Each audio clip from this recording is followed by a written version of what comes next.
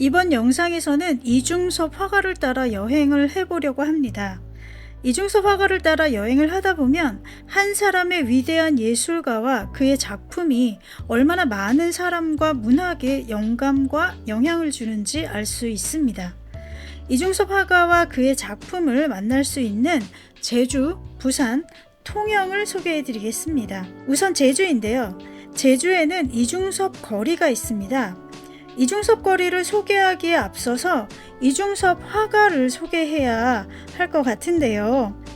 누군가 이중섭을 일컬어 식욕보다 미혹이 앞선 사람이라고 했습니다. 그만큼 그리기를 쉬지 않은 덕분에 정말 많은 작품을 남겼는데요. 그래서 작품을 연대별로 쭉 늘어놓게 되면 마치 인생 그래프처럼 한 편의 일대기가 펼쳐집니다. 어떤 예술가라도 마찬가지겠지만 자신의 감정과 생각이 그 작품에 드러나는 것이 당연한데요. 이중섭 세계에서 가장 밝은 빛깔은 바로 제주 시절입니다.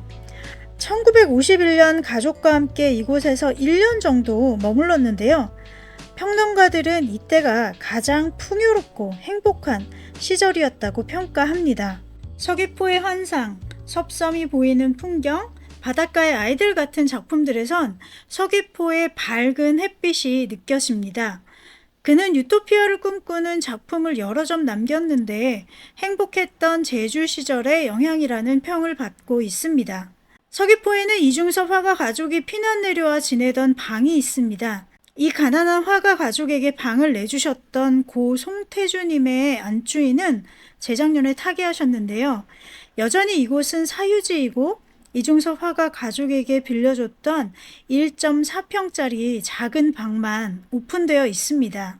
이중섭 화가는 원래 초상화를 잘 그리지 않았는데 제주 시절에는 전사한 군인 3명과 집주인 송태주에게 감사의 표시로 그렸던 초상화가 있습니다. 이 방에서 내 가족이 생활했고 먹을 것이 모자라 개를 잡아먹고 살았지만 그들은 함께 있었기 때문에 행복했던 시절이었습니다. 이중섭 거주지 옆 올레길을 따라가면 이중섭 미술관이 있고 전시실 앞에는 소의 말이라는 시비가 있습니다.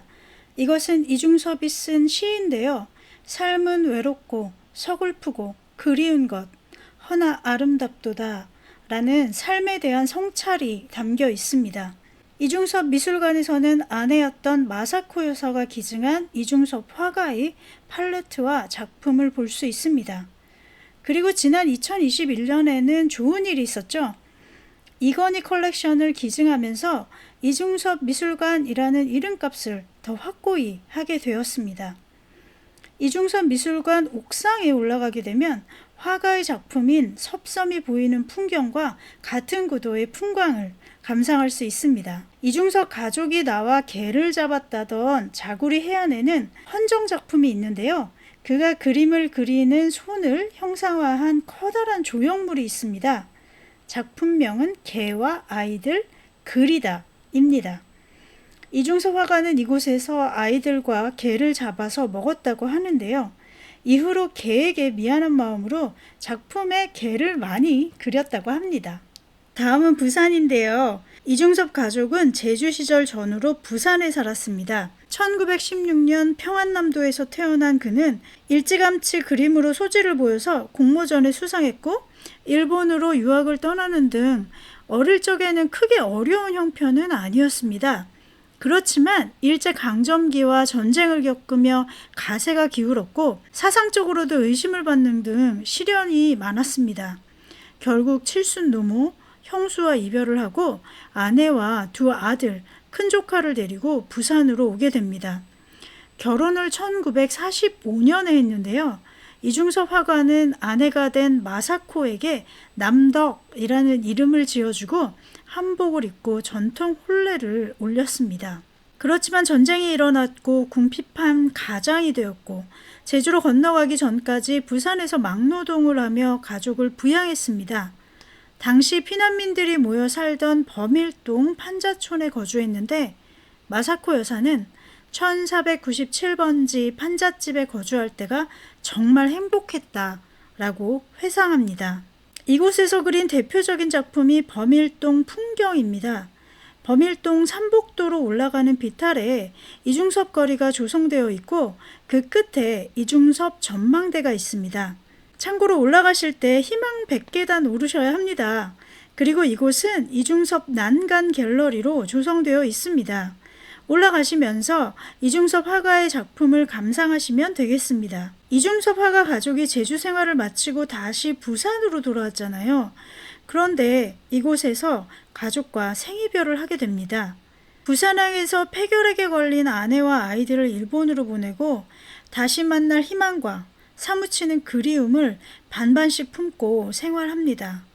이때 일본으로 간 가족들에게 편지를 보내는데 내용을 보면 처음에는 다시 만날 희망으로 들떴지만 차차 그리움과 외로움이 깊어지는 것을 확인할 수 있습니다.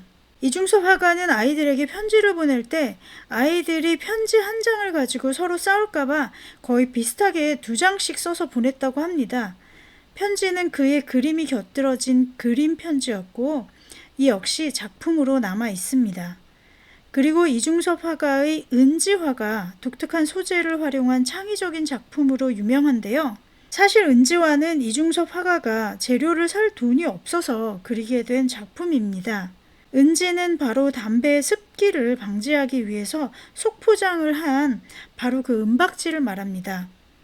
여기에 날카로운 송곳 같은 것으로 그림을 그리고 여기에 물감을 입히고 마르기 전에 닦아내서 파인 부분에만 물감이 남아있게 하는 한국 전통 방식인 상감기법과 비슷한 것이라고 할 수 있습니다.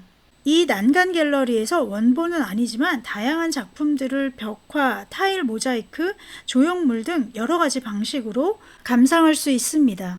이후 이중섭 화가는 가족과의 추억으로 나머지 일생을 살았습니다. 버텼다고도 할 수 있겠죠.